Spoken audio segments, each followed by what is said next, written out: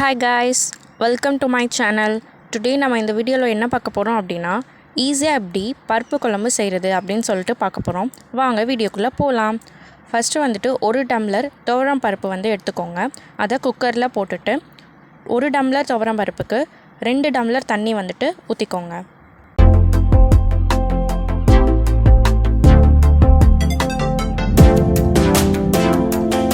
இதில் 1 ஸ்பூன் ஜீரகம் ஆட் பண்ணிக்கோங்க ஃப்ளேவர் காண்டி.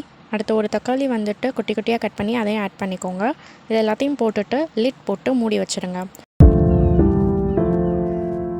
ஃபஸ்ட்டு வந்து ஒரு கடாய் வச்சுட்டு அதில் 1 ஸ்பூன் வந்துட்டு எண்ணெய் ஊற்றிக்கோங்க.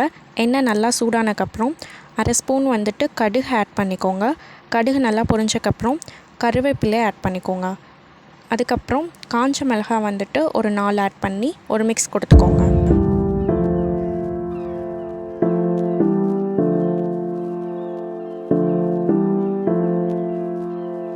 இது நல்லா ஃப்ரை ஆனதுக்கப்புறம் நம்ம ஒரு வெங்காயம் வந்துட்டு கட் பண்ணி வச்சுருக்கோம் குட்டி குட்டியாக. அதை வந்துட்டு இந்த ஸ்டேஜில் ஆட் பண்ணிடலாம்.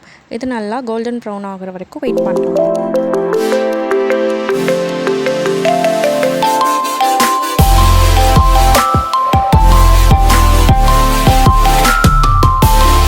இந்த ஸ்டேஜில் நம்ம சால்ட் வந்துட்டு 1 ஸ்பூன் ஆட் பண்ணிக்கலாம்.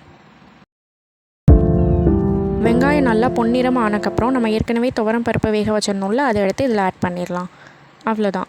ஆட் பண்ணிவிட்டு ஒரு மிக்ஸ் கொடுத்துடலாம். இதில் நம்ம 1 ஸ்பூன் வந்துட்டு மஞ்சள் தூள் வந்து ஆட் பண்ணிக்கலாம்.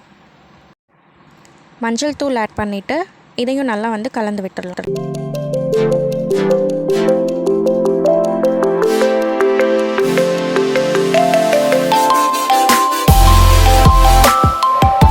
இது நல்லா கொதிச்சக்கப்புறம் அடுப்பு ஆஃப் பண்ணிடலாம்.